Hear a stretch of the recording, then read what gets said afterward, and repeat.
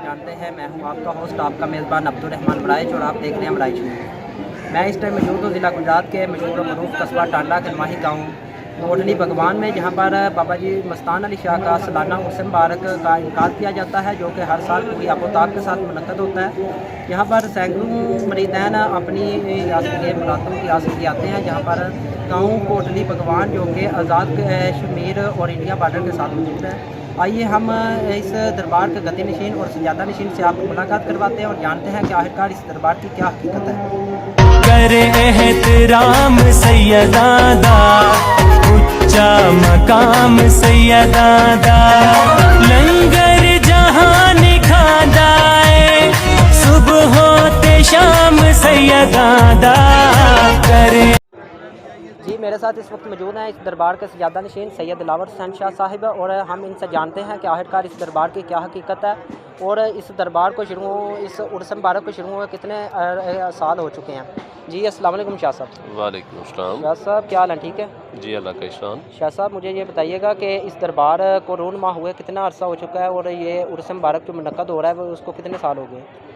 जी, इस दरबार का पहले तो बाबा मस्तान साहब अली इधर ही आके इन्होंने डेरा लगाया था और तकरीबन 1900 के लगभग इन्होंने डेरा लगाया था इधर। ठीक है। इबादत के दौरान रात को काफ़ी लोग चोरी के सिलसिले में आके इनकी एक ट्रेजरी थी पैसों वाली, चोरी करना चाहते थे, लेकिन 3 दिन के बाद बाबा जी ने खुद उस ट्रेजरी को बाहर फेंक दिया कि ये उठा के ले जाओ। जब उन चोरों ने उठाने की कोशिश की तो उनकी आंखों का नूर बंद हो गया। ठीक है। आंखों का नूर बंद होने की वजह से दोबारा बाबा जी उनके माफ़ी मांगी और उसके बाद उनकी करामात जो है इस इलाके में फैलना शुरू हो गई और काफ़ी इन्होंने अल्लाह और अल्लाह की रसूल की लोगों को मुसलमान भी किया और उनको हदायत भी की और उनकी वजह से आपकी ये पहचान इस इलाके में बन गई और उसके बाद दुनिया से जाने के बाद इनकी ये सिलसिला उर्स मुबारक का शुरू हुआ। अच्छा सर, मुझे ये बताइएगा कि ये जो शाह साहब बाबा जी मस्तान अली शाह साहब इस दरबार में दफन है, उनकी ज़िंदगी के बारे में कुछ बताइएगा कि वो क्या करते थे, उनका क्या रोज़गार वगैरह। ये पहले जो अपनी इधर आने से पहले बात ये है कि वो पार्टीशन से पहले बरतानिया हुकूमत में पुलिस डिपार्टमेंट में ये अपना नौकरी करते थे और दिल्ली के नज़दीकी थाने में ये डिपार्टमेंट में नौकरी कर रहे थे। उधर एक सैयदज़ादा रहता था, उनकी बेटी की शादी आई, उन्होंने गाय का गोश्त ज़बह करके अपने ख़ानदान के लिए या अपनी फैमिली के लिए या आने वाले मेहमानों के लिए गाय का गोश्त तैयार किया। ठीक है।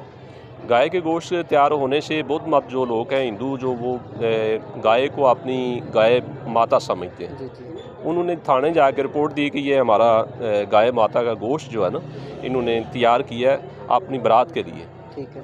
तो इस बाबा मस्तान साहब अली कामल को SHO ने भेजा कि जाओ जाके वो चेक करके आओ कि वाकई ये गौ माता का गोश्त है। तो इन्होंने जब गए उधर जाके चेक किया, लेकिन वाकई गौ माता का गोश्त था।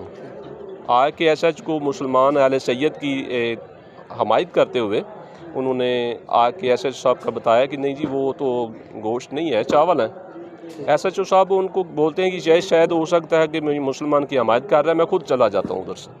वो जाके उन्होंने चेक किया तो वाकई उधर गोश्त की जगह चावल नज़र आए। ये करामात और सैयद की देख के ना इस वली कामल ने उनकी ड्यूटी शुरू कर दी कि मैंने बरतानिया हुकूमत की नौकरी को छोड़ता हूँ और अहले सदात की मैं नौकरी करूँगा। उसकी वजह से अहले सदात की 12 साल नौकरी की। उनके बाद उन्होंने इनको वलायत का तोहफ़ा दिया। वलायत के तोहफे के बाद जाके इधर आके अपना डेरा लगाया और डेरा लगाने के बाद जो करामात आपको मैं बता चुका हूँ, उसके बाद फिर उर्स मुबारक शुरू हो गया। तकरीबन 100 साल के करीब हो गया। आज भी इंशाल्लाह वो जोशो खरोश से जारी है।